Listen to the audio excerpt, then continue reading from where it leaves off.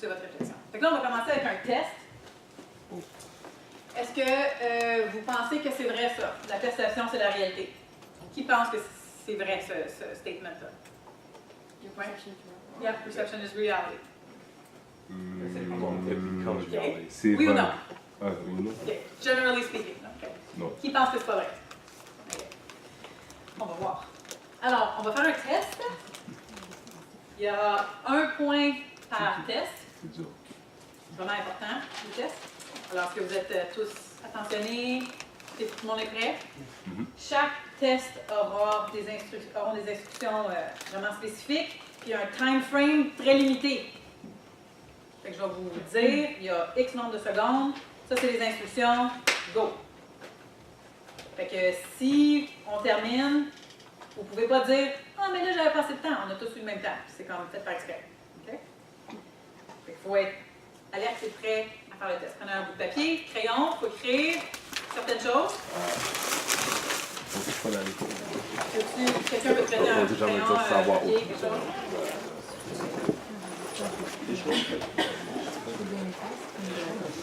Regarde au blanc.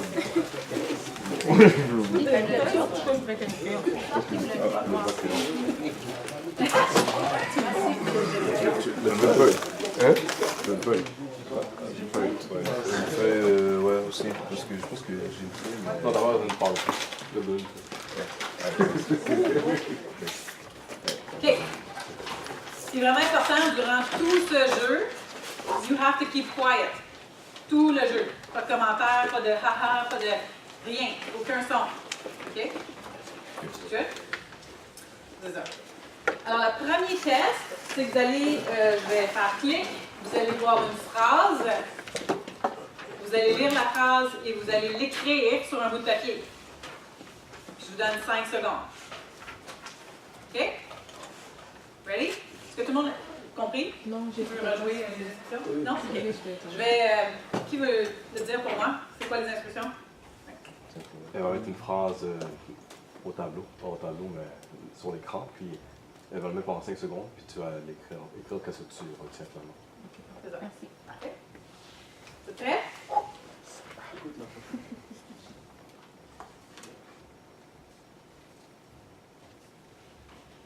Pas de commentaire. Regardez ça pour vous pour l'instant. Deuxième test, c'est un test mathématique. Vous allez voir des chiffres à l'écran.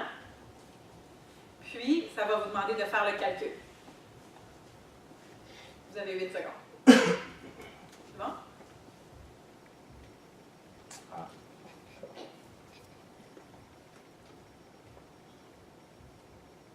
Je vais donner 10 secondes. OK. Le prochain, vous avez peut-être déjà vu ça. C'est pas grave. Il y en a peut-être qui ne l'ont jamais vu. C'est parfait. Si vous l'avez déjà vu, là, c'est vraiment important de faire 0 commentaire, pas de bruit. Okay? Ce que vous allez faire, c'est des filles qui passent le ballon de basket, c'est approprié. Vous allez compter le nombre de passes que les filles avec le t-shirt blanc font. Okay?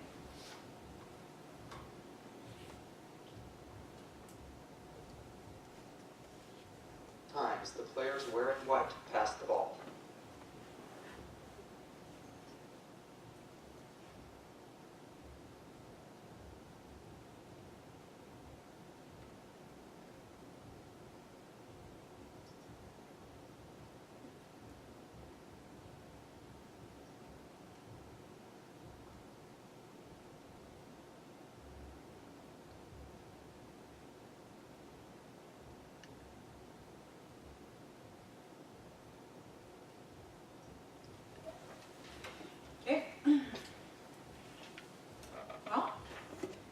Et puis, vous allez compter le nombre de F qu'il y a dans le texte.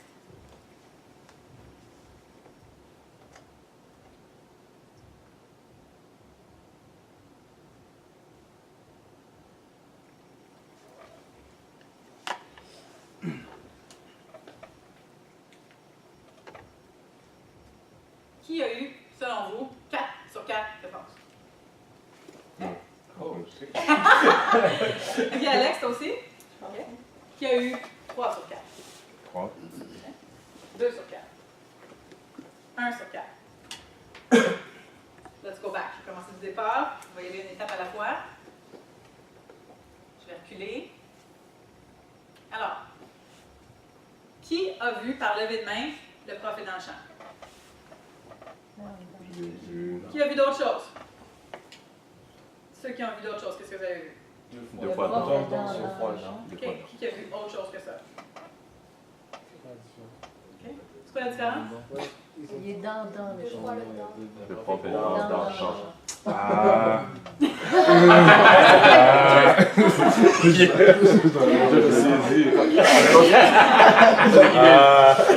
Jesus is real. Tu? Jesus is real. Là, vous avez l'air smart. Ça, vous avez l'air smart. C'était une phrase complexe. Non. Non? Supportant. Comment ça? Con, 50%, oui. Parce que je prends pas toujours le temps de lire au complet, je lis juste les 2 premiers mots puis la Puis là, ça fait. Là, on connaît l'expression, fait qu'on colle tous ensemble, puis on dit le prof est dans le champ. All right. Dans le calcul mathématique, qui a eu 5000 points? 4900 points. Oui? 4800 points. Ah. Qui a eu d'autres scores? Un autre score. OK? Qu'est-ce que tu as eu? Moi aussi, j'ai 4000. Moi, j'ai 4000. 4000? Moi, j'ai eu 3000. 4090. 90? 4100, excuse-moi. 4100. 12 000? Moi, j'ai eu 3070. On a à peu près 7 réponses. Ouais, parce que moi, j'ai calculé. J'ai vu le 1000, puis j'ai vu 40, 30, 20. Non, mais ça, 40, 30, 20, 10. Je fais 4 pour 2, Moi, j'ai dit 100. Je fais 30, 70. 4100. 4100. J'ai manqué. tu fais les Je fais mails. 1, puis j'ai plus 3 pour 4. J'ai juste fait comme. J'ai vu 3 fois, j'ai fait 100 000. C'est ça que j'ai fait. 4000. OK. T'as oublié le 1000 en haut? Ah, c'est ça. Ouais, c'est ça. Jamais, parce que c'était tellement loin, j'étais comme ça. C'est ça. Moi, je pensais qu'il faisait pas partie de l'équation. C'est vrai que je suis pas sûr. Mais je l'ai vu, mais je me suis dit. C'est sur l'équation. Toutes des bonnes explications. Super. OK. Bon, là, suivez mes étapes pour le prochain. Qui a compté 12 passes? 14, 15, 16, 17. 0. 0. 0. Moi, je veux 0. OK. Je veux autre chose. Moi, je veux 0. La bonne réponse, c'est 16. T'as vu 0? Non, mais tu comprends pourquoi. Elle va te dire après. Elle va te dire après, tu vas arrêter de parler. Non, t'en vois. Moi, je veux 0. Non, pourquoi aller sur quelle état dans ça? Non, t'as voir. T'as compris pourquoi? Parce que moi, non, parce que j'ai fait ça fait le drill. Là, je veux que vous leviez la main et que vous soyez honnête. Qui n'a pas vu le gorille? Voilà. C'est ça la question. C'est ça la question. Qui n'a pas vu de gorille? Merci.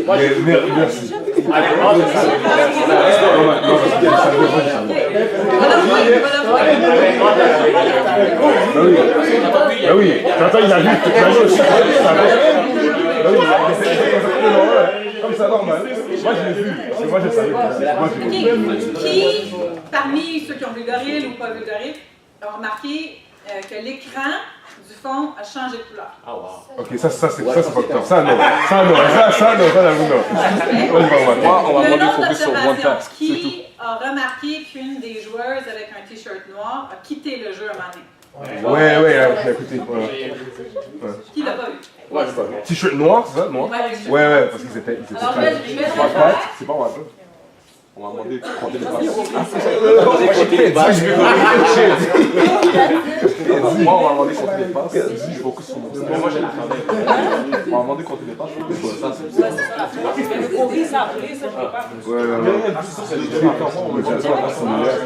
C'était plus dur, c'était comme 11 gars qui devaient passer le ballon. Non, sans le gorille. Non? On va regarder d'autres choses. OK.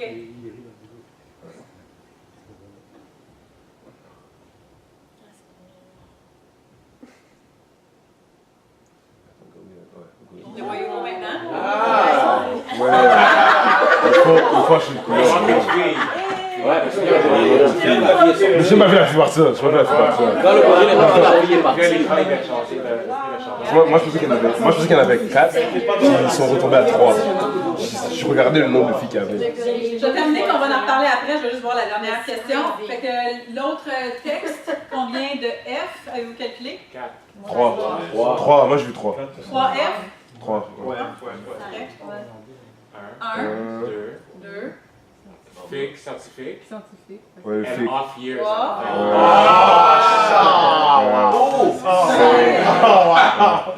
Ok,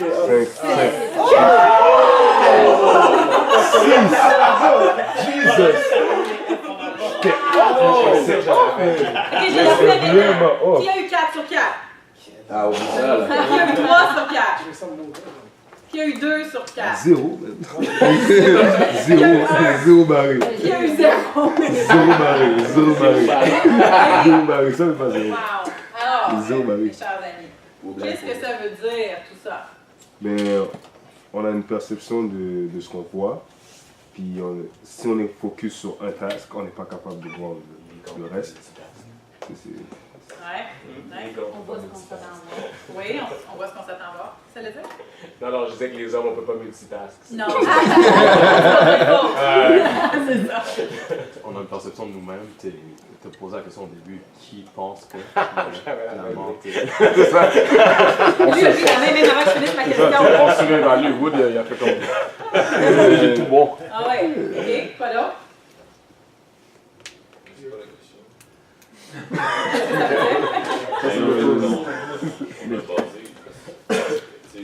vu ça en cours juste maintenant, en plus, c'est la réalité, c'est quoi, puis si vous voulez écouter Matrix, il me dit, là, Morpheus, mais c'est ça, en fait, c'est basé sur comme, nos expériences, puis tout ça, puis la réalité, c'est juste ce que toi, personnellement, tu perçois, basé sur. C'est qu'on a tendance, quand on demande la question à une personne, la personne va la plupart des gens, ils ne focusent pas sur les détails, comme sur vraiment qu'est-ce qu'est la réalité, parce que la réalité, c'est très complexe, dans le sens qu'il y a tellement de choses qui est réel devant toi, mais tu ne peux pas comprendre parce que c'est des petits détails, comme c'est des petites choses qu'on manque, à cause de notre perception. Ouais. Des fois, c'est des gros détails, comme un gorille Ouais. qui marche lentement. Mais le screen, c'est un autre détail aussi. C'est plein de détails en même temps. Ah ouais. C'est comme des affaires complexes, c'est tout ensemble. Ok. L'écran, Fait que, en fait, il y a un livre qui a été écrit là-dessus, que j'ai vu que c'est une étude de Harvard, la vidéo, c'est vraiment une étude scientifique qu'ils ont faite. Puis, ça s'appelle The Gorilla Study ou quelque chose comme ça. Oui, mais le livre, en tout cas, j'oublie comment. Puis, premièrement, plus de 60% des gens qui n'avaient jamais vu de vidéo auparavant manquent et ne voient pas le gorille, fait qu'on est très bien dans les normes. Deuxièmement, it has nothing to do with IQ, ça n'a comme rien à voir. Fait que ça n'a pas rapport avec l'intelligence ou rien de ça.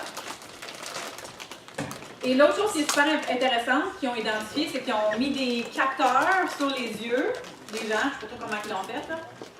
Mais l'œil a vu le gorille, même s'ils ont levé la main et qu'ils ont dit qu'ils ne l'ont pas vu. Ouais. Juste pas. OK? Fait que dans le processing of the brain, il y a quelque chose qui se passe qui fait en sorte que la personne a filtré cette information-là et l'a omis. Mais je pense que c'est la même chose aussi dans, tu sais, quand sûrement tout le monde a déjà vu les tests où ils écrivent un texte en chiffres, puis mais le dedans aussi, dans le fond, ça serait la même chose, ils ont comme corrigé. Le cerveau a omis parce que c'est comme une abnormalité. Dans le cas, comment? Il a associé, il pense, tu sais, dans le champ, comme il a dit, c'est juste qu'on le connaît déjà, fait qu'il a pris un shortcut, puis il a fait comme, OK, ça commence de même, puis ce que je connais aussi commence de même, fait que c'est ça, automatique. Ça. Ouais. Puis en fait, on regarde les vidéos pour regarder les filles avec des chandails blancs.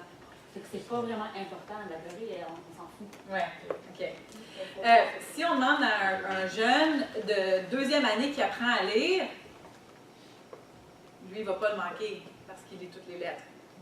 Nous, on fait des associations, on retourne dans notre mémoire associée à l'expression qu'on connaît, puis on saute des choses. C'est un exemple d'inconscient incompétent. Parce qu'on ne lit pas tout correctement. Oui. Mais je sais pas, le facteur temps aussi, là, comme 5 secondes, c'est pas beaucoup, là. Comme 5 secondes, ça passe tellement vite. Le 8 secondes a passé vite. Mais il y en a qui l'ont vu. Mais la gorille. Oui, ça, il y en a qui l'ont vu, mais par exemple, pour la plupart, pour certaines personnes, comme ça leur aurait pris peut-être 15 secondes à pouvoir le C'est quoi le parallèle entre le facteur temps que je vous ai mis et la vraie vie? Split second decisions. Oui? Tu l'as dit. OK. Des fois, comme en situation de stress. Ouais. OK? Fait que là, comme c'est game time, ou là, tout le monde vous regarde, ou là, il arrive quelque chose, il faut réagir maintenant. Parce que moi, j'étais comme, check ça, vous me mettre genre 4 phrases, il va falloir que j'écrive super vite. Fait que là, dès que j'ai vu ça, je fais comme, ah, ok, c'est juste ça. C'est ça.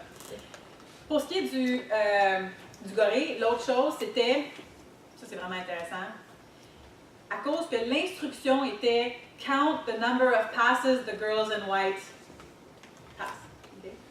Fait que là, le cerveau est en mission, puis il est concentré à vouloir gagner, ou du moins avoir la bonne réponse. Puis, de là vient le processus de filtre. Puis, omet le gorille. Tu ne le vois pas finalement, parce que tu es focusé sur la tâche. Fait il peut y avoir du positif là-dedans, mais c'est quoi le négatif là-dedans? Indispensable pour quelque chose. Oui. C'est pas le parallèle entre ce qu'on a vu, là, puis une game ou une pratique. Ouais. En fait, c'est un coach qui me disait ça quand j'étais plus jeune. Il disait justement de s'assurer de voir ce qui se passe parce que et ne pas toujours prendre les informations. Par exemple, un coach me dit par exemple, il faut que je prends le ballon, je passe le ballon à telle place et c'est comme ça que tu vas faire le jeu. La plupart des jeunes, surtout ceux qui sont dans leur première année, même au niveau cégep ou quoi que ce soit, ils vont faire la passe, mais ils ne vont pas voir ce qui se passe et ils ne voient pas la défense qui est derrière, puis c'est toujours un turnover. Parce qu'ils n'ont pas vu justement, ils sont vraiment concentrés sur le task qui a été donné. Ouais. Comme ça fait penser plus aux les passes que les filles en blanc devaient faire. On n'a pas réfléchi à ce qui se passait vraiment. Donc, ben, tantôt avec M. McCormick, il donnait l'exemple du joueur de soccer qui rate le but. Là. Oui. On focus sur tu l'as pas mis dedans, mais peut-être qu'on n'a pas vu le processus que c'est pris. Mon jeune il s'est amélioré quand il descend au filet, etc. Puis on prête plus attention à ces choses-là parce qu'on focus sur une chose. Okay. Oui. Quand mettons un exercice, si on a un assistant coach, justement de ne pas focuser sur la même chose parce qu'on a une vision plus globale. Excellent. OK. Brian en a parlé aussi un petit peu hier, je vais y toucher tantôt, mais j'ai essayé de trouver le mot en français, c'est un terme psychologique qui s'appelle le self-fulfilling prophecy. Qui connaît ce mot-là? Parce que Brian l'a dit, mais à cause que c'était en anglais, je ne suis pas sûre que tout le monde a compris. C'est la prophétie autoréalisatrice, et le mot en français. Là.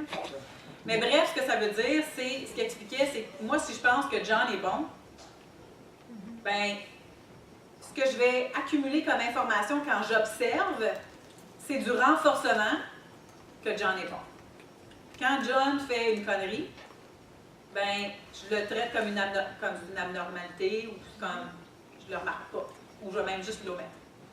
Ça fait en sorte que, ben, par rapport à ma croyance, ben, John est bon, puis je ne vois pas le reste. Ça aussi, c'est un genre d'omission que le cerveau va faire. Okay, mais là, on va rentrer en détail dans la mécanique des perceptions.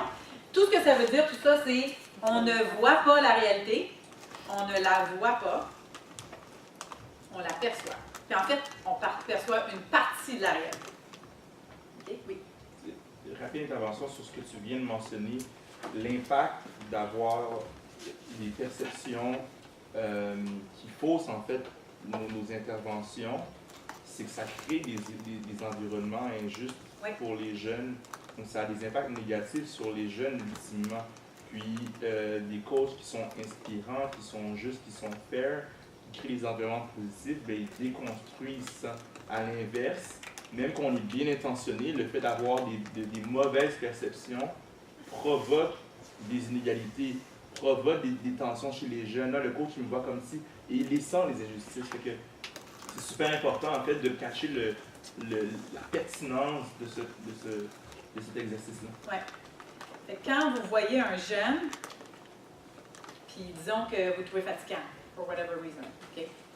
Mais il y a quelque chose qui se passe en dedans de vous qui vous fait sentir comme ça, puis c'est comment vous le voyez. C'est pas nécessairement les gestes, c'est l'interprétation que vous créez, puis là, les actions qui sortent de ça, fait en sorte que ça peut créer une injustice. Et là, moi, je vais vous aider à rentrer en dedans de vous pour comprendre mais pourquoi quelqu'un avec qui j'ai comme de la difficulté à avoir une relation, pourquoi ça pourrait clasher. Il y a un paquet de choses dans moi qui causent ça. Okay? Puis ça s'appelle la mécanique ou les systèmes de la perception. Fait que je vais commencer du début. Fait qu'il y a moi, en fait, il y a moi qui présente. Dans la réalité, bien, il y a moi qui présente à vous. Il y a vous qui regardez la présentation. Vous êtes, je ne sais pas moi, 25 ici, là? Mais les 25 perçoivent ce qui se passe en ce moment, puis ce que je dis, puis interprètent les phrases, etc., de façon 25 fois différente, potentiellement. Okay? Il y a des filtres entre vous et la réalité. Okay? Le premier filtre, simple, la vue.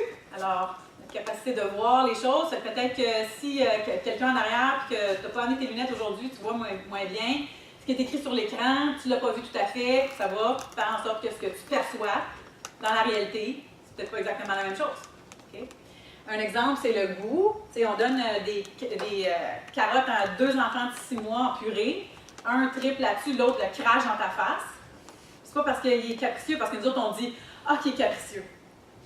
On met un jugement sur le comportement, mais c'est prouvé que les papilles gustatives reçoivent l'information différemment d'une personne à l'autre. Fait que le petit qui crache les carottes dans ta face parce qu'il trouve ça pas bon. Fait que même le goût, on se dit, mais les carottes, ça goûte tout le temps les carottes. Pour toi, ça goûte tout le temps comme ça. Pour moi, ça goûte tout le temps comme ça. Moi, je suis Bruxelles, là. Tu veux me tuer, comme lentement, tu me donnes des choses. Combien de personnes ici avec Bruxelles? On peut même pas être d'accord. Ok, même une photo. Même une photo. J'ai même chaud, là. Tu vois, je suis Bruxelles. Je vais faire d'autres choses. Prends-les-moi même à la place. Anyway. Ça va pour ça? C'est assez simple? OK. Ensuite, tout l'aspect socialisation. Là c'est socio-affectif, c'est large, là, mais je les break down en quelques petites choses. Fait que, je vais commencer avec le langage, OK? Du langage, pourtant il y a des définitions dans le dictionnaire. Tel mot veut dire ça, OK? Mais même le mot langage peut avoir pour toi ou pour moi différentes interprétations. OK? Je suis sûre que si je prenais le mot respect, puis je vous demandais tous, c'est quoi votre définition de respect? J'aurais 5, 6, 7 différentes variations. Puis les variations opposées, exemple, pourraient être respect, ben, ça veut dire respecter l'autorité. Exemple. OK? Puis une autre personne pourrait dire, je me respecte, donc je me prononce. Je dis ce que j'ai à dire. C'est le même mot. Fait qu'il y a différentes interprétations du même mot. Donc, quand on dit à quelqu'un, tu me dois du respect, ou il faut que tu me respectes, ou il faut, disons un exemple comme ça, là, mais peut-être que pour la personne qui foncièrement pense que respecter veut dire se respecter, veut dire sa vérité, puis elle se dit, mais je te demande pas respect, pourtant je dis mon opinion, tu sais. Fait que juste un exemple avec le langage peut avoir multiples interprétations. Oui. Est-ce que, je ne sais pas si c'est pertinent la question, mais est-ce que le langage, est-ce qu'on peut rentrer langue dedans? Un peu? Dis-moi ce que tu veux dire. Ben, j'avais pas vraiment d'exemple en tête, je ne sais pas si c'est un bon exemple, mais par exemple, tu as une équipe que la plupart d'entre eux, ils sont d'une certaine nationalité, donc ils vont dire certains mots qui viennent de leur langue, mais il y a toujours du francisé un peu, là, comme tu parles ton français, puis tu parles soit anglais ou français ou ta langue un peu, puis ça peut créer une perception d'une personne qui n'est pas de cette culture-là. Comme. Oui, tout à fait. D'autres commentaires là-dessus? Question? Oui? Non, mais c'est la même chose. Lui, il n'y a pas d'exemple. On va dire, les Haïtiens vont dire, ah, lui, il est plus haut que moi.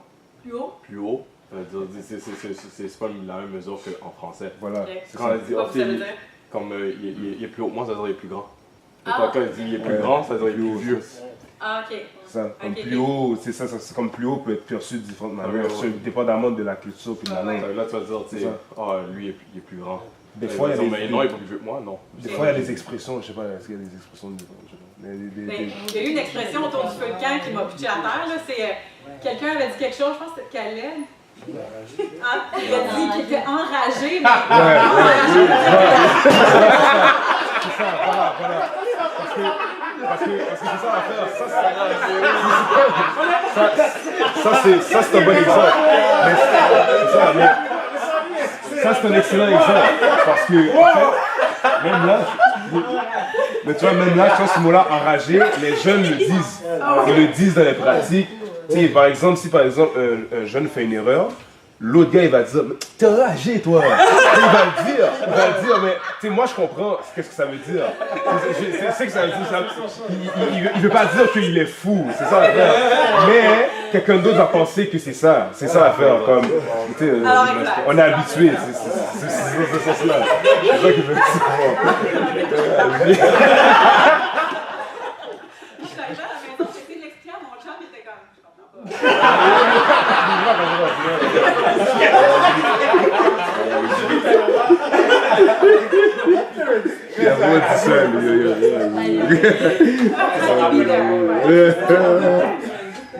Alors, le type de famille dans lequel on était va créer une perception de comment on voit la famille ou comment est-ce qu'on peut penser que les choses se font. Les relations sociales qu'on a eues avec les gens, les différents types d'interactions, la culture. Je donne cet exemple-là, puis je vais arrêter d'essayer de pleurer. Tu sais, mon père est libanais, musulman, et puis donc, je pourrais personnellement avoir une opinion très différente de ce qui existe dans les médias actuellement. Okay? Parce que mon expérience, ma socialisation, mon filtre, à moi, est différent. Okay? Ça fait juste en sorte que c'est différent. Mais l'autre chose, c'est, depuis que je suis petite, là, mon père, quand il mange à table, il y a une pile de napkins comme ça à côté de lui. Puis il obsède, si ma mère elle oubliait d'y mettre sa pile de napkins, comme « Ah, sont où mes napkins? » Puis comme il capote, parce que lui, ça il prenait comme, pas juste là, comme le moton. Puis toute mon enfance, mon adolescence, j'étais comme « Ah, pas weird, tu sais. » Je suis allée au Liban en 2009, toute seule, puis je suis allée vivre dans sa famille.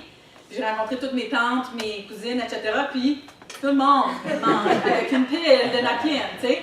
Fait que je sais pas si c'est typiquement libanais ou c'est juste sa famille ou je sais pas, là, mais bref, ben, ça explique comme la façon qu'il a été socialisé. Pour lui, c'est comme ça. Mais nous, on n'est pas habitués à ça, donc on a une interprétation de ça. Okay?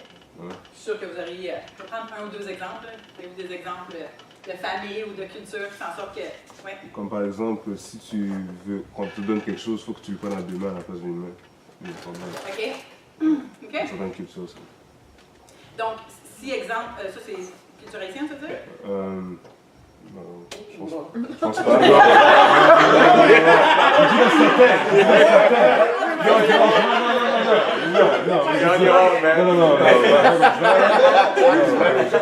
Mais par exemple, les Haïtiens, par exemple, si un enfant, par exemple, regarde son parent droit dans les yeux, ça manque de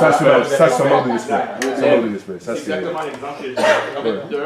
C'est drôle parce que notre directrice de compte de Pourquoi Point à la Banque Royale, ben, quand elle nous remet la documentation à Georges et moi, elle nous le remet à deux mains, et c'est une chinoise. OK. Une chinoise, elle le fait. Donc, ça c'est un sujet, mais tu me faisais penser exactement. Un des jeunes qui pratiquait, c'est un jeune avec qui j'ai eu l'occasion d'interagir, c'est un jeune d'origine haïtienne. Et je sais très bien que quand le jeune regarde le parent, l'adulte dans les yeux, souvent, ça veut dire que c'est un manque de respect. Alors qu'à l'inverse, tu veux que le jeune, il te regarde dans les yeux. Puis je me suis même, moi, pris au jeu de dire, il me regardait pas, puis j'ai dit, pourquoi? Puis ça m'a fait. Puis à un moment donné, il me disait, non, mais tu sais, je peux pas me regarder dans les yeux, ouais. Puis les professeurs, la plupart des professeurs comprennent pas ça. Puis quand ils expliquent ça à un jeune, ils pensent que c'est parce qu'ils sont gênés, mais ils sont pas gênés. C'est juste un manque de respect. Regarder quelqu'un dans les yeux, c'est un manque de respect. Okay.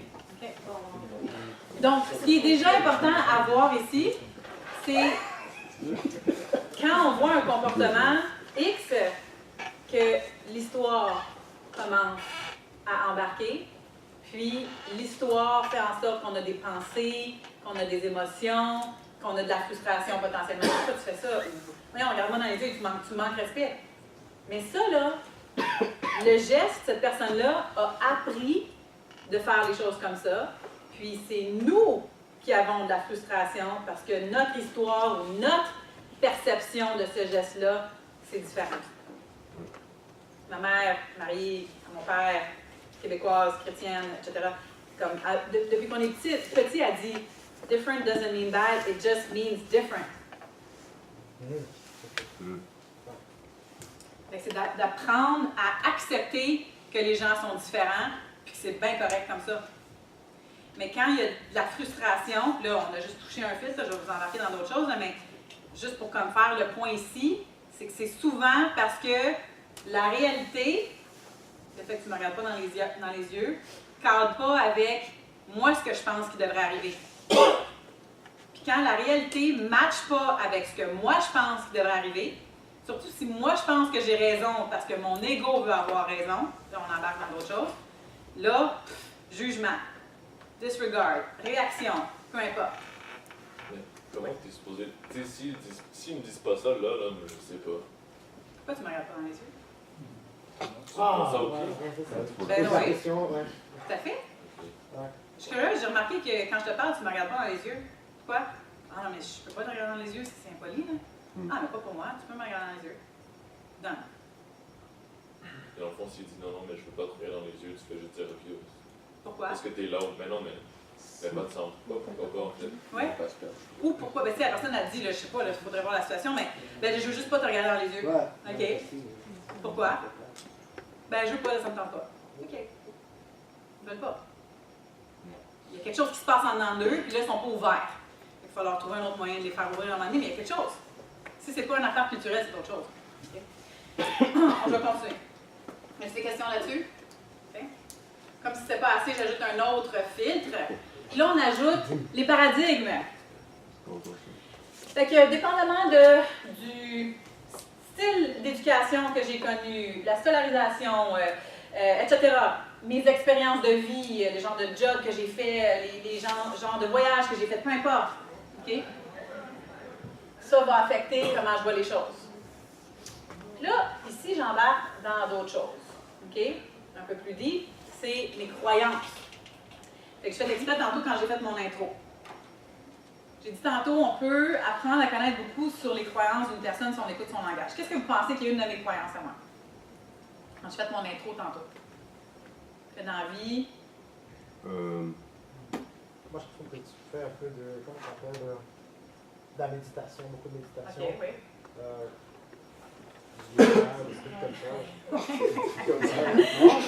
Les trucs comme ça. Ça me fait pas. Les trucs que je fais pas. Les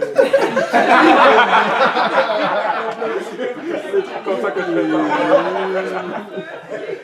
Tantôt dans mon intro, j'ai dit quand j'ai joué au basket, je suis vraiment pas bonne, mais je travaille fort l'année d'après. Quand j'ai joué au soccer, je suis vraiment pas bonne, mais je travaille fort. Moi, quand j'ai commencé chez TELUS, j'ai vraiment travaillé fort pour gravir. C'est super intéressant parce que mon expérience au basket, mon expérience avec le basket, je reviens souvent à ça, a été une des expériences les plus formateurs qui m'a... J'ai géré ma vie de même. Puis parce que ça a marché, c'était une expérience forte en émotion pour moi, le basket, j'ai à ce moment-là appris que quand tu travailles fort, tu peux. Tu sais, en 2000, j'oublie l'année, là, mais 2005, moi, le courir, là, je veux dire, je me suis essoufflée à courir jusque-là. Tu sais. Je m'étais donné un défi, moi, je veux courir un demi-marathon. Puis j'avais commencé à m'entraîner, puis je faisais 1 minute, puis je suis comme, j'étais évachée, tu sais. Mais cette année-là, j'ai couru 5 demi-marathons. Puis pas parce que j'ai du talent, parce que j'ai travaillé fort. Quand je me préparais pour des cours que j'enseignais, même ma maîtrise, mon MBA, tous mes collègues riaient de moi parce que je prenais vraiment plus de notes. Mais ça pour dire que moi, ça a été une croyance qui a motivé tous mes comportements. Puis ça m'a servi à plein d'endroits, comme ça m'a nui à d'autres endroits aussi. Parce que le downside de cette croyance-là pour moi, c'est qu'à un moment donné, il fallait que je me fasse confiance. J'étais dans des situations où est-ce que j'avais pas le temps de travailler fort pour me préparer. Puis là, je figeais. Mais tout était là. Mais parce que j'avais la croyance que non, je ne pourrais pas le faire si je n'ai pas travaillé fort la veille. je figeais. Là, j'ai travaillé là-dessus, en faisant du développement personnel, puis différentes techniques, tout ça, là. Que là, maintenant, mon temps de prep est comme largement moins parce que ce que j'ai développé comme skill, c'est me faire confiance.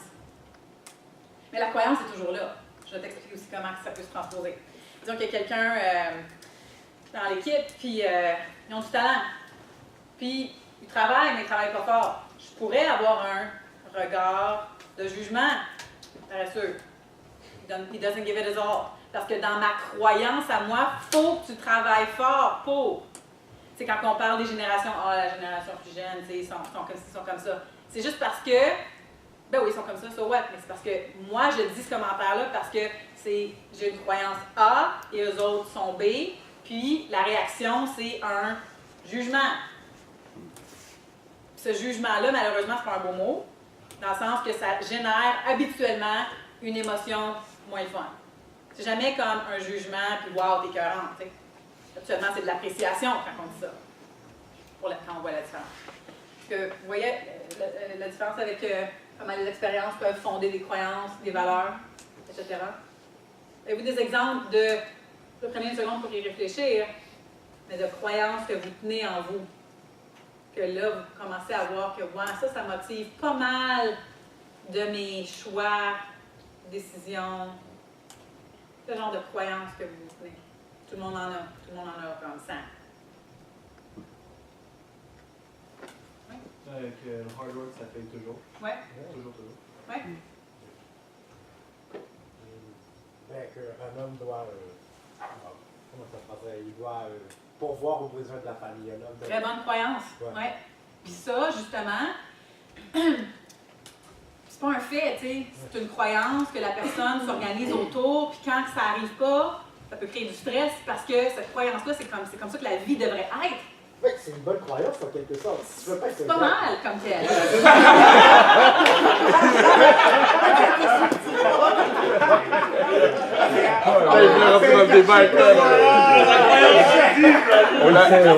Si ça compte un plus que lui. Comment t'as appris que c'était comme ça dans la vie? J'ai juste appris ça, Comment? De où? Tes parents? Ouais, mes parents. OK? Ouais. OK. Ça, c'est pas mal du tout, là. Ouais. Il y a des croyances, par exemple, qu'on a. Comme exemple, je coachais quelqu'un la semaine passée, puis c'est une première rencontre, puis je l'écoutais, puis j'essaie de voir des croyances qu'elle disait, mais tu sais, dans la vie, c'est pas facile. Tu sais, je sais pas, je m'en rappelle plus quoi d'autre, mais tu sais, il n'y a rien de facile. Puis moi, je suis pas chanceuse. Puis tu sais, j'ai pas eu la chance. Puis toutes ces histoires, elle racontait ces histoires autour de ces mots-là tout le temps, tu sais. Puis c'est vrai, là, que c'est pas facile, tout ça. Mais à cause qu'elle entretient ce discours interne-là, ça fait en sorte que ce qu'elle voit dans la vie renforce ce qu'elle croit. J'ai fait un 2 jours avec une équipe la semaine passée où est-ce qu'on a fait la liste des croyances qu'ils avaient, les croyances limitantes. Puis le truc que j'ai dit, c'est « If you want to change your outcomes, change your beliefs ». OK? Ça, là, c'est là le développement personnel. C'est prendre conscience qu'il y a des croyances qui nous limitent,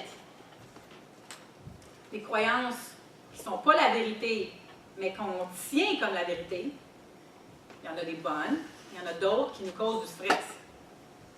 Puis il y en a qui font en sorte que quand on regarde la vie, à cause que la vie n'est pas comme nos croyances devraient être, tu as 2 options. Ben, j'accepte ça ou je juge ça.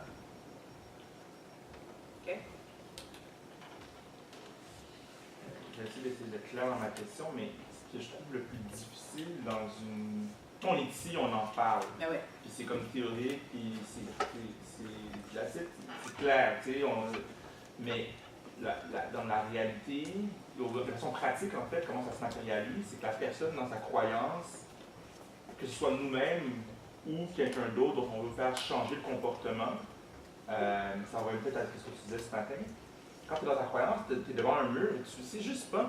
Puis tu peux avoir l'échange, mais souvent la personne est dans sa croyance. L'impact, c'est, ben moi je reste dans ma croyance. Je vais donner un exemple peut-être.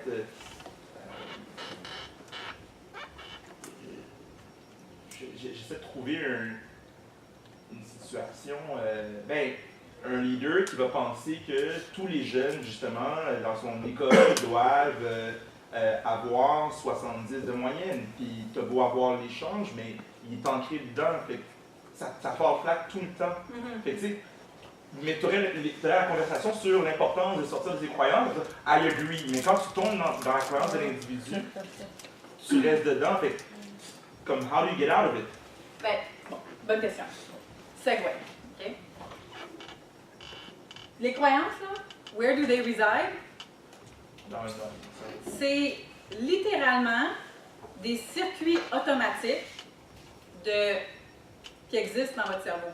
C'est pas comme si vous avez besoin, dans la situation, de penser à vos croyances. Ça sort tout seul. Non, ça ne devrait pas être de même. Il faut que ça soit de même. Les croyances, c'est automatique. Parce que ça fait longtemps que c'est renforcé. Tu sais, un enfant de 2 ans, il a trop de croyances. Il est en train de shaper, par exemple. OK? La majorité de tes croyances sont faites à l'adolescence. And we carry them through in our adult life. Comme j'ai dit tantôt, il y en a un paquet là-dedans qui nous servent, puis il y en a là-dedans qui nous limitent. Puis quand on parle de vouloir développer son leadership, devenir plus efficace, avoir une meilleure contribution avec les autres, comme Chantal dit, il faut commencer par soi. Puis par soi, c'est d'identifier l'inventaire de « OK, c'est quoi les croyances qui m'empêchent d'aller à la prochaine étape? C'est quoi les croyances qui m'empêchent d'être présent et d'écouter pleinement un jeune? Qui me met en position d'avoir besoin de répondre tout le temps? C'est-tu la croyance qu'il faut tout le temps que j'ai raison? C'est-tu la croyance qu'il faut qu'on me respecte? C'est-tu la croyance qu'on ne m'aimera pas si je ne connais pas toutes les réponses? Peu importe. C'est ça qui drive le show, là. Est-ce que tu es en train de dire que chaque chose qui ne fonctionne pas dans ta vie a une croyance? Oui. Derrière. Oui. Tu sais, je veux dire, là, on peut facilement embarquer dans les milieux défavorisés. Puis ça, moi, je suis allée au Népal 1 mois l'année passée, là. OK? On peut s'entendre que c'est pauvre là-bas, là. Le revenu moyen, c'est 300 $ US par année. Okay? Fait que c'est sûr qu'il y a situations environnementales qui font qu'on a rencontré tellement de personnes qui nous ont raconté justement leur développement, comment ils ont su saisir des opportunités, puis qui ont su créer des choses pour qu'il y ait un meilleur monde pour leur famille, etc. T'sais? Fait que oui, il y a facteur environnemental, mais comme Chantal l'a dit, maybe you will be that person that gives that kid hope. Puis que là, il y a le courage de saisir l'opportunité parce que confiance en vous, vous êtes en train de gérer la situation, vos émotions, etc. Fait que c'est ça la vraie vie. Mais la majorité de nos réactions proviennent de croyances. Que c'est aussi simple que ce qui se passe dans la vie ne concorde pas avec ce que je pense qu'il devrait être. Okay? Puis qu'on est attaché à ça, comme la vérité. Fait que ce sont une série de circuits automatiques. Ça, c'est le cerveau conscient. Ça, c'est le cerveau inconscient. 95% de tout se retrouve dans le cerveau inconscient. 95% de tout ce qu'on fait, pense, etc., se retrouve dans le cerveau inconscient. Et quand vous réagissez, puis que vous n'êtes pas conscient, c'est que vous réagissez inconsciemment avec les patrons, les mécanismes que vous avez appris pour réagir. Fait que, en situation de stress, il y a certaines personnalités d'entre vous que quand vous êtes stressé, vous rétractez, vous asseyez dans votre chaise, vous ne dites rien, vous évitez la confrontation, vous voulez vous assurer qu'il y a une harmonie. Il y en a d'autres, en situation de stress, c'est la colère. Ça sort de même. Pour d'autres situations, c'est run away, comme je quitte et je me retire de la situation complètement. Je m'en vais. Puis pour d'autres, c'est j'attaque avec les mots. Ça, c'est tous des mécanismes de protection. C'est ça de la réactivité. Puis tout ça, là, est irréfléchi, ça sort du cerveau inconscient. Parce que c'est des circuits automatiques. Maintenant, comment faire en sorte que dans une situation, je reconnaisse que quelque chose me stresse, puis que je choisisse ma réaction? Il faut donc que j'utilise mon cerveau conscient pour réagir. Est-ce que vous me suivez? C'est ça? Puis pour faire ça, bien, ça sera le sujet d'un autre atelier, là, mais variété de différentes choses. Visualisation. Il y a énormément d'études neurologiques qui montrent que tu peux développer même des motor skills juste en visualisant. OK? Fait Fait que ça, c'est comme vision, dreaming, tout ce que Chantal disait, là, c'est un exemple. La capacité de travailler et cultiver sa présence via méditation, ou ce que je vous ai montré la dernière fois pour se centrer, ou peu importe. Tout ce qui va cultiver à être présent va vous permettre de choisir vos réactions. Parce que sinon, il n'y a pas d'espace. Mais quand vous apprenez à être présent, vous créez de l'espace. Dans cet espace, vous pouvez choisir un comportement. Quand il n'y a pas d'espace, tu réagis. Mais bref, comme j'ai dit tantôt, c'est les fondements. Aujourd'hui, je veux juste que vous soyez conscient qu'il y a des réactions automatiques qui sortent de votre inconscient, puis que certaines de ces réactions-là peuvent découler de vos perceptions ancrées sur des expériences, des croyances, la culture, etc. Ça va pour ça? Bon. Pour ajouter à tout ça, fait que là, on avait parlé des sens. La socialisation, les paradigmes, fait en sorte qu'on ne voit pas la réalité, on perçoit une partie de la réalité. Puis, il y a le cerveau qui opère en 3 processus, on en a parlé un peu tantôt, mais le cerveau va se simplifier les choses, va généraliser de l'information, donc on va voir le prof est dans le champ. Fait que généralise, OK, les choses. Il va voir un morceau d'information dans la vie, puis il va généraliser. Ah ouais, Joe, il est tout le temps le même. Mais fait que je vais généraliser comme sur le tout le temps, par exemple. Omission, c'est quand Joe se comporte autrement, qu'on ne le voit pas, parce qu'on a une croyance que Joe est comme ça. Fait qu'on la nourrit. Si on a une croyance, on va délibérément trouver des choses dans la réalité qui renforcent notre croyance parce que l'ego veut tout le temps avoir raison. C'est ça, être ouvert d'esprit, ou être présent, ou écouter pour comprendre. C'est de pas croire nos croyances, c'est de regarder ce qui se passe de façon plus large. Demain.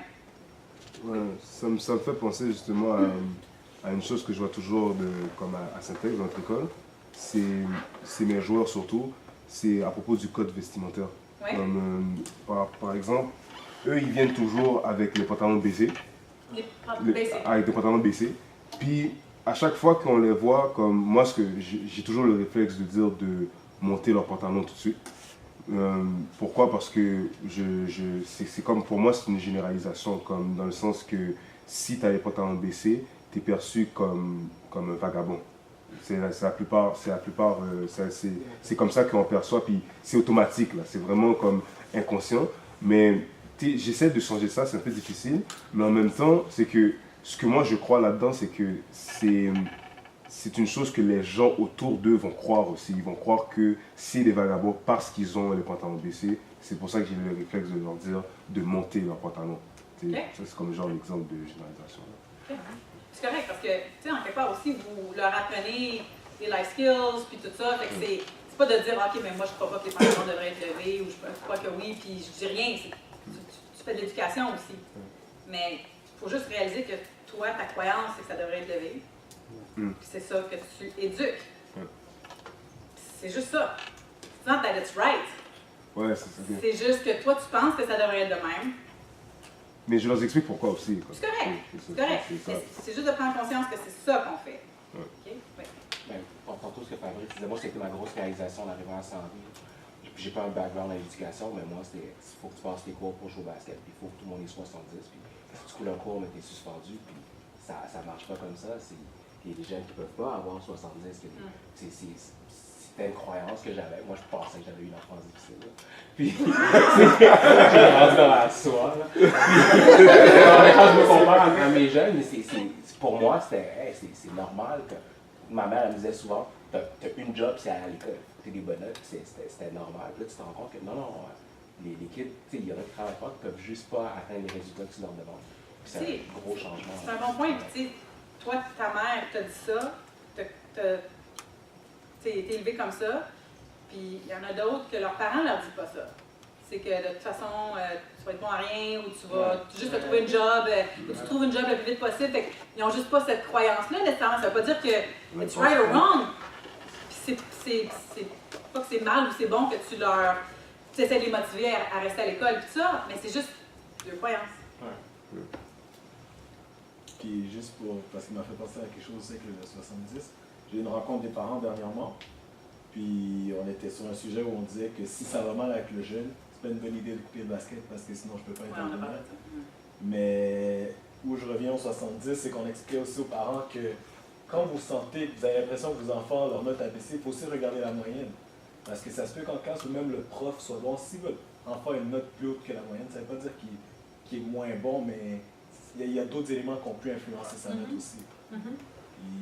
Il y avait des parents qui étaient comme « Ah, c'est vrai, mon enfant a une note plus haute que la moyenne », puis ils prenaient conscience qu'ils pensaient que leur enfant travaillait pas fort, mais c'était pas qu'il travaillait moins fort, c'était juste qu'il y a d'autres éléments qu'il fallait tenir compte. Oui, puis c'est de regarder ce que inconsciemment on transmet. Tu sais,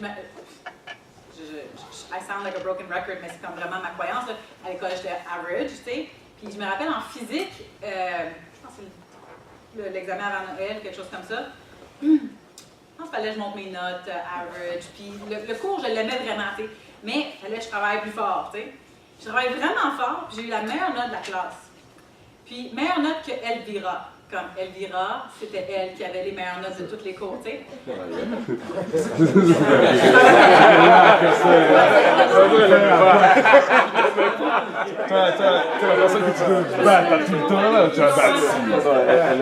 le prof m'a dit, ça ne peut pas que tu aies battu Elvira. As-tu triché? Oh! Parce que lui, sa croyance, c'est you're either intelligent or less. Genre. C'est juste les bolés qui ont des bonnes notes. Ils m'ont fait refaire le test. J'ai eu la note, la même note. Fait que, mais ce que ça a fait, par exemple, c'est screw you, je travaille plus fort pour toi. Parce que moi, j'avais besoin de reconnaissance. Je fait de même. Ça, c'est chier, ça, c'est plus école. Hein? Oh, wow. Puis, c'est ça. Fait que juste pour considérer l'impact que ça peut avoir. As-tu d'autres questions là-dessus? Oui. Ça me fait penser un peu tout ça, c'est, tu sais, des fois, les profs, ils se parlent beaucoup entre eux. Et lorsqu'un élève est mauvais, ils ont une perception de cet élève-là. Comme là, j'ai un élève un élève de l'équipe à Calais qui depuis son erreur, tout le monde sait, bah, lui, c'est là, tout le monde le sait, là, il s'en vient en ce moment.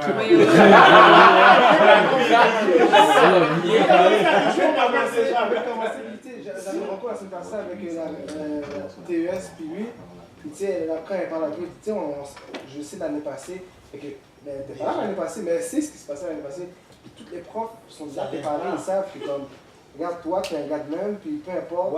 Ça changera pas. Là, les croyances, de fond, c'est un peu par rapport à ce qui est écrit, les croyances, de fond, la manière que les gens ils ont perçu cet élève-là. Ça, là. C'est fini. Peu importe ce qu'il fait, parce que c'est toi, bien, voici comment j'ai réagi. Lui, des fois, là, je marche dans l'école, je me vais emporter des feuilles, je vais dans le corridor, qu'est-ce que tu fais? Mais j'ai juste levé ma main pour poser. Là, je suis comme, tu sais, c'est sur, je sais, moi, j'interviens dans le sens que, je dis, c'est sur mon toit 14, mais des fois, je me dis, peut-être que, tu sais, il a juste levé la main pour de la puis ils ont dit, ah, ok, peut-être que tu as influencé les autres à généraliser puis il va dehors. Ouais. Puis moi, je il y a un paquet de facteurs, puis je ne veux pas trop élaborer là-dessus, mais beaucoup d'élèves, beaucoup de pression, donc tout ça, mais moi, ce que j'appelle, c'est des étiquettes. Puis ça, là, c'est de... Oui, mon petit frère, c'était vraiment turbulent à l'école, puis secondaire 1, 2, 3, 4, 5, j'ai changé d'école à chaque année. Parce que, ben c'est ça. Puis, mais dans le système scolaire, ton dossier te suit, tu sais. Fait que, bref, il y a ça, mais faites juste attention aux étiquettes, surtout, je pense pas que personne parle comme ça, mais j'ai déjà entendu dans mon cercle d'amis, là. Ah, j'ai 3 TDAH dans ma classe, ci, ça. C'est pas leur nom, là.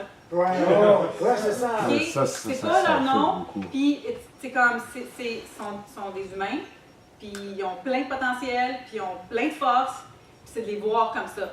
C'est de prendre le temps d'écouter, d'entendre, d'être présent, puis tout ça. Fait que je rant over, là, mais je vais juste laisser ça là, juste attention aux étiquettes. Comment tu fais pour changer justement cette mentalité-là d'un jeune qui se sent comme une étiquette? C'est moi, c'est ça que je travaille, j'essaie Start with you. Exactement. Ouais, faites-toi comme une étiquette. Commence par ça. Puis, aide-les à avoir leur potentiel. Ça, parce qu'eux, ils sont étiquetés qu'on voit seulement tout ce qui est négatif. Notre rôle à nous, c'est vraiment de t'alignes sur tout ce qui est positif, et un peu tasser ce qui est négatif. Oui, oui. Mais c'est pas une étiquette. Non, c'est ça. C'est un humain. Ben oui. Fait que, bref, c'est juste de faire attention à ça, parce que ce qui arrive, c'est que, justement, on peut même distorsionner l'information parce qu'on a une perception sur c'est quoi être, je sais pas, là, je dis n'importe quoi, là, mais TDAH ou whatever. Ben, on peut regarder un jeune qu'on connaît même pas, puis on distorsionne ce qu'on voit pour fitter avec ce qu'on pense que c'est. Juste bouger dans sa chaise, puis pas arrêter de d'osser tout le monde pendant la journée, tu sais, c'est pas vrai. Ah oui, c'est ça. Fait que, bref, ça c'est le processus du cerveau. Okay? Je pense que c'est toi qui l'avais dit tantôt, que la distorsion, c'est qu'on est même capable de décrypter des phrases comme ça. Si vous prenez 3 secondes pour vous être capable de lire. Là. Okay? Parce que le cerveau cherche à reconnaître ce qu'il connaît. Le cerveau veut toujours avoir raison, puis ne tolère pas le vide. Okay? C'est ça que je lis. On est capable de faire rapidement. Je vais juste... Oh! Ben non, Il voulait le lire. Il voulait le lire.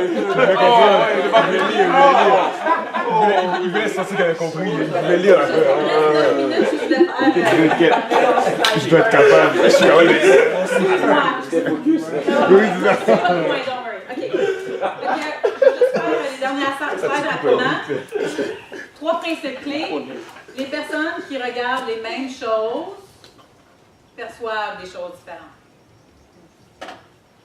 Okay? On peut regarder exactement la même chose, puis s'obstiner parce qu'on voit les choses différentes. Pourquoi? Parce qu'on a une série de fils qui sont juste différentes. C'est pas une question de « moi j'ai raison sur cette religion-là, puis toi tu as raison ». C'est non, on voit juste des choses différentes.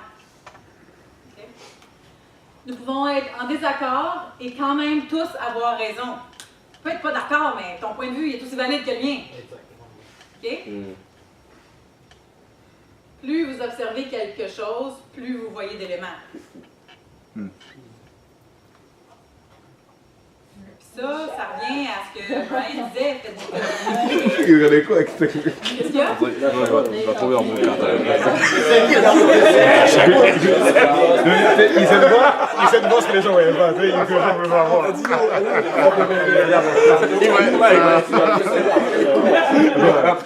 C'est comme ça. Ça t'est enragé de lui?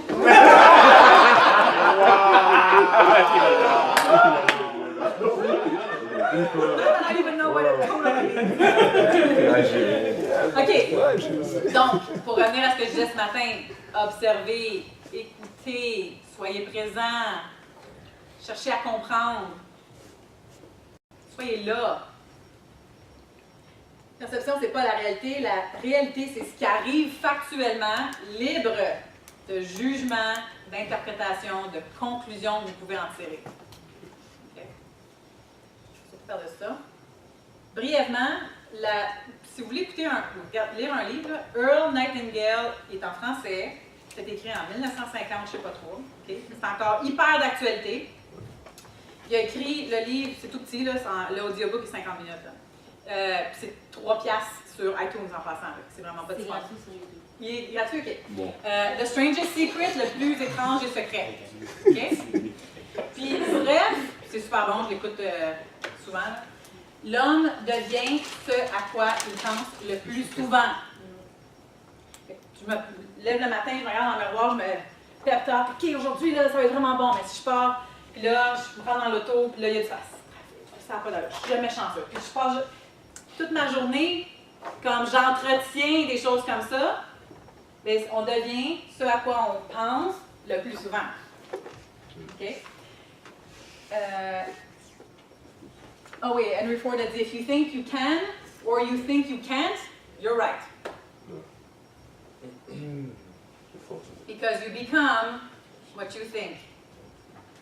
Pour prouver, je vais sauter par-dessus ça, pour prouver ça, l'effet Pygmalion, qui connaît cette étude, okay, c'est, là, je vais le dire rapidement, là, mais dans les années 1960-68, c'est écrit, ils ont donné des élèves, une variété de différents élèves, dont plusieurs élèves que leur test moyen était vraiment largement sous la moyenne. Puis, ils ont dit aux professeurs que c'était tous des illuminés de prochains chefs d'État, de je sais pas trop, là, vraiment des personnes avec énorme potentiel, puis que leur capacité cognitive était supérieure à la moyenne, etc. Fait qu'ils ont fait un test avant, un standardized test avant l'école, puis ils ont refait le même test après. Puis tout le monde avait largement dépassé la moyenne scolaire du ministère. Puis ces enfants-là étaient sous la moyenne, largement.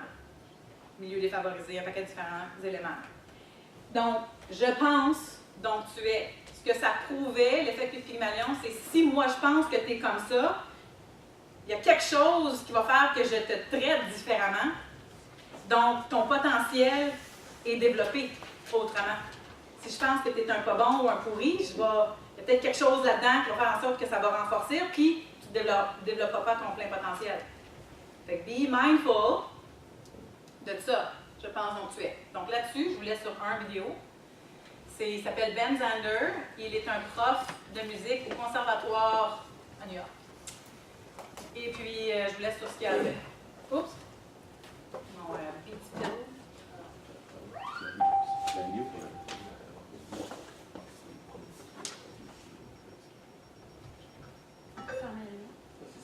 Ouais, c'est mieux.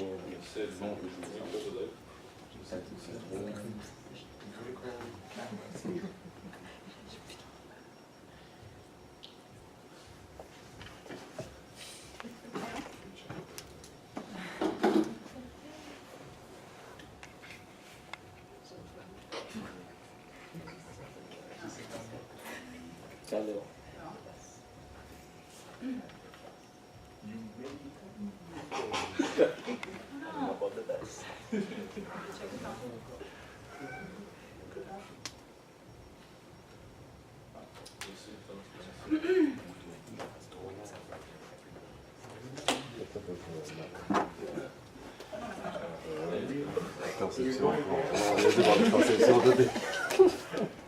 I tested it earlier. Ah, c'est parce qu'il y a ça. Non. Non. Je te coche pas. Merde. Il n'y a pas de son. Non, juste pas de son. Je vais essayer juste d'allumer mon volume. Ah, je l'avais fait tantôt. Mais c'est même mon son là-dessus qui ne marche pas. Donald, t'es où? GFP. C'est Donald. Ouais, Donald. C'est Donald. C'est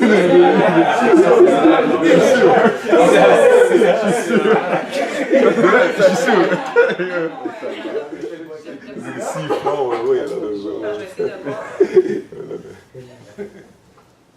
T'as tendance à oublier, Georges, que j'étais un prof Attends, je vais aller d'éducation voir dans mes physique, pas trop dossiers, d'informatique.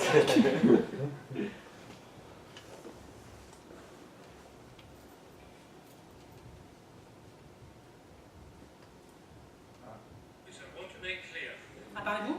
There are two worlds. There's a world of what we call the downward spiral. This is the world of complaint, the world of no charm. Resources aren't there. Other people are doing better. It's hopeless. We could go on and on and on. There's another world, I'm happy to say, which is why I asked for another flip chart. Radiating possibility is shaped like this. And the arrows go out in all directions and we don't actually know where they're going. It's a place of possibility, and that's what we're here to discuss. These are two conversations. One of them, there's a lovely story of the two salesmen. Some of you have heard this story. Two salesmen go sent by a shoe company to Africa to see if they can sell shoes in the 1900s. And they had telegrams, and one of them wrote a telegram back saying, "Situation hopeless, stop. They don't wear shoes." And the other one wrote back, "Glorious opportunity, they don't have any shoes yet." Those are not statements about circumstances, they're reflections of attitude. That is a conversation. There's a conversation called the downward spiral.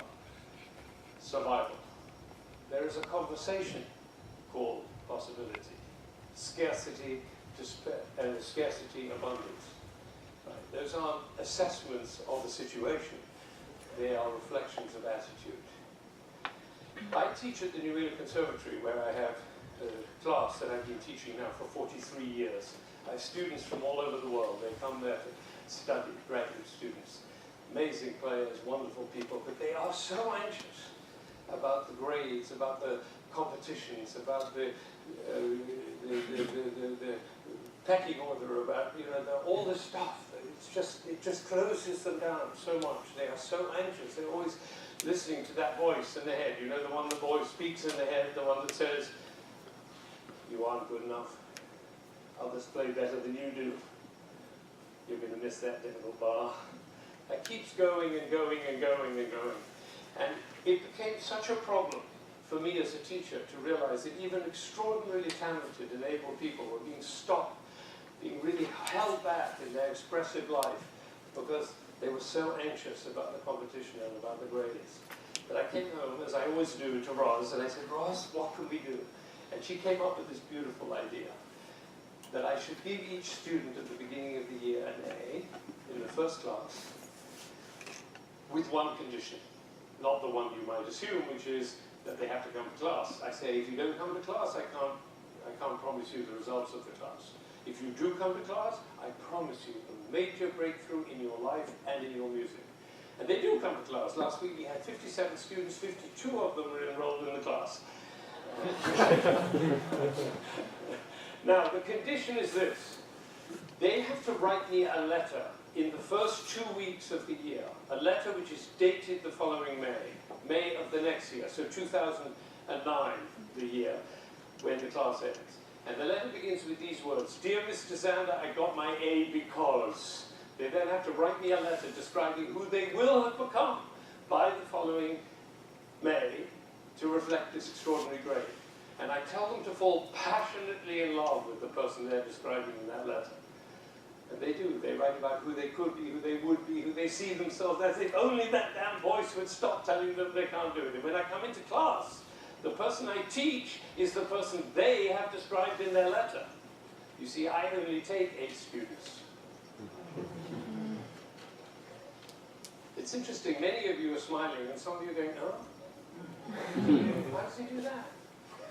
Well, it's very simple. You can give an A to anybody. Try it. Give an A to a taxi driver, to a waitress. Give an A to the other drivers in traffic. You can give an A to your mother-in-law. You can give an A to anybody.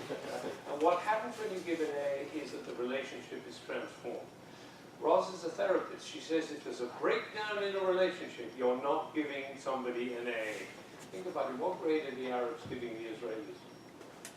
And what grade are the Israelis giving the Arabs? And how are they doing?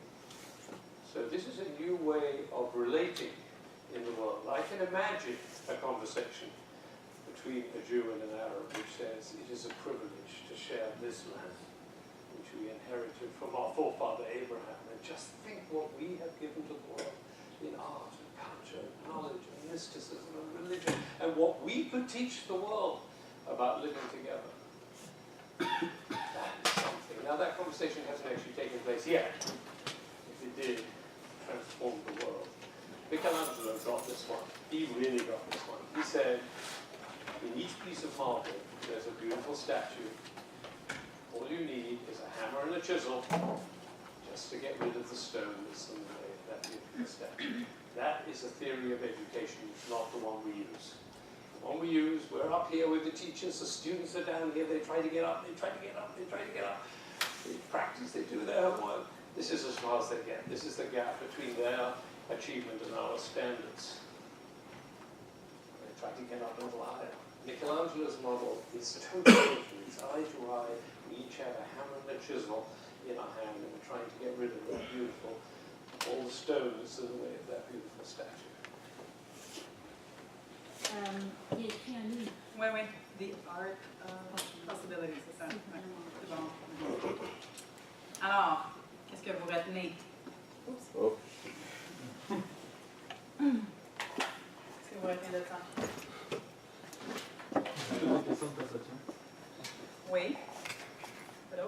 C'est quoi qu'il a dit avant? Notre système est comme ça, mais avant ça, il disait que c'est supposé être comment? Il n'a pas dit, Comme égal, je ne sais pas trop saisi, mais s'il a dit que ça devrait être d'une certaine façon. Là. Like Michelangelo. Ouais. Mais avant ça, tu sais, quand il fait référence à notre système. Au lieu que ce soit les profs en haut et les étudiants en bas qui essayent d'arriver sur la planète, c'est les profs et les étudiants sont tous égales. Donc, choisissez de leur donner un A. Choisissez de les traiter comme s'ils sont des A, toute la gang. Puis observez qu'est-ce que ça change en vous quand vous vous dites c'est tous des A. Puis observez le discours qui est en vous. Is it a world of despair and spiral or infinite possibilities? C'est les faire imaginer que ça, c'est les faire imaginer, les faire visualiser en quelque sorte. Ouais. Avant même que ça. Wayne Dyer, qui, si vous le connaissez, est décédé récemment, c'est dommage parce qu'il a écrit tellement d'excellentes choses, mais il dit quand vous changez la façon dont vous voyez les choses que vous voyez changent. When you change the way you look at things, the things you look at change. Et il a aussi dit quand vous changez vos pensées, change your thoughts, change your life. Fait que je vous laisse avec un genre de poème qu'on va terminer. Vous l'avez sûrement déjà entendu. One evening, an old Cherokee told his grandson about a battle that goes on inside people, he said. My son, the battle is between two wolves inside us all. One is evil. It is anger, envy, jealousy, sorrow, regret, greed, arrogance, self-pity, guilt, resentment, inferiority, lies, false pride, superiority, and ego. The other is good. It is joy, peace, love, hope, serenity, humility, kindness, benevolence, empathy, generosity, truth, compassion, and faith. The grandson thought about it for a minute and then asked his grandfather, "Which wolf wins?" The old Cherokee simply replied, "The one you feed."